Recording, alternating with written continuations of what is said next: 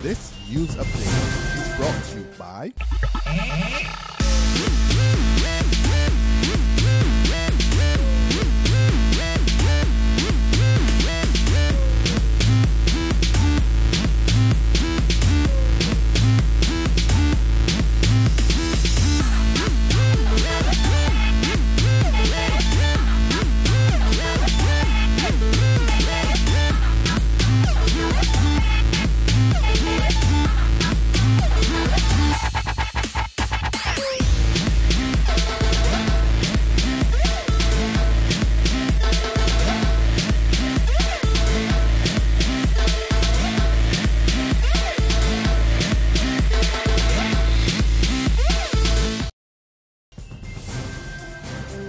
This is the noon Barbados Today update for Wednesday, July 30th, 2014. I'm Dawn Paris. Good afternoon.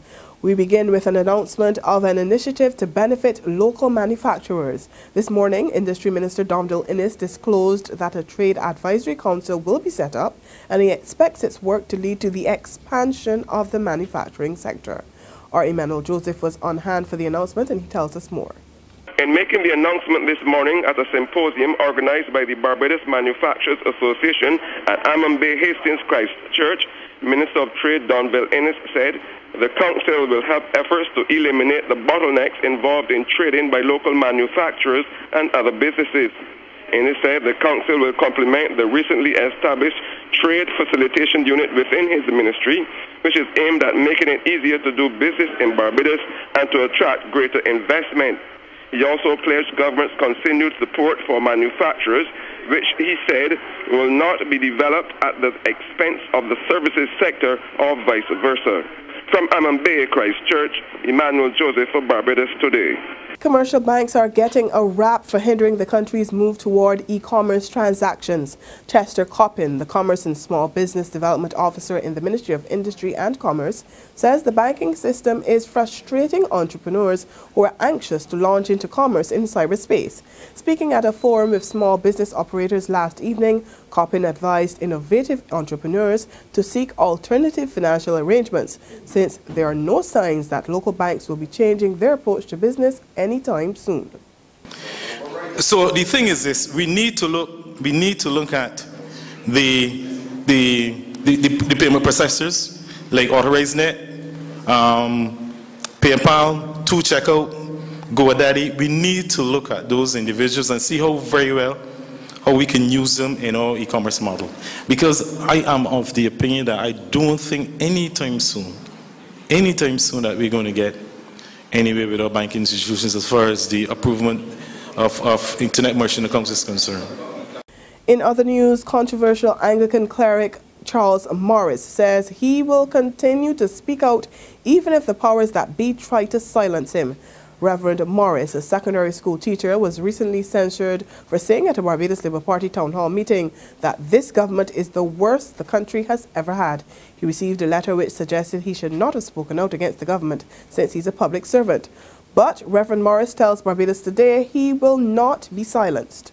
I will speak as I see things. I would not let that. If I stop because of that, because to me it's a threat, and if I stop speaking on issues, then I would not be true to my calling as a priest.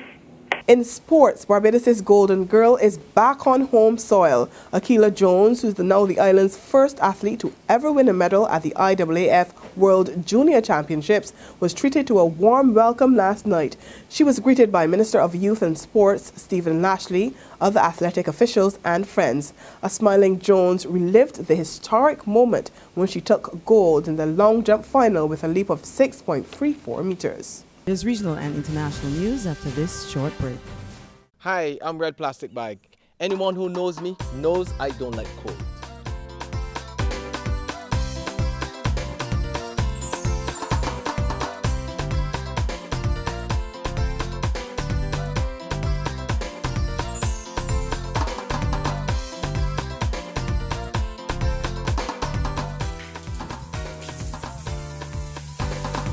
Sunshine reigns in my country. I love it. Get your sun power. On the regional scene now, Jamaican authorities rush to quell fears of a food shortage as the country continues to grapple with severe drought conditions.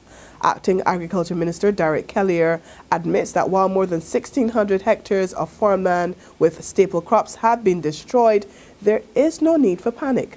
Kellier maintains that bananas are still widely available and more than 4 million pounds of potatoes are in storage. The minister added that the Portia Simpson Miller administration is ensuring that an adequate supply of food will be available through local production and imports. Further afield, disaster in West India as heavy rains trigger a deadly landslide. At least 17 people are confirmed dead after a landslide buried some 40 houses and trapped about 150 people in the Malin village. The landslide hit the village early in the morning where people were sleeping. It's been raining heavily for the past 2 to 3 days in the remote area. And that's where we end the noon update today. We'll be back at 6 this evening. Until then, log on to www.barbadostoday.bb and subscribe to our e-paper and email updates and like us on Facebook to get more news and sports. And be sure to watch us on Izumi Media in bus terminals and on Screenplay in supermarkets and gas stations. I am Dawn Paris. Have a great afternoon. This news update is brought to you by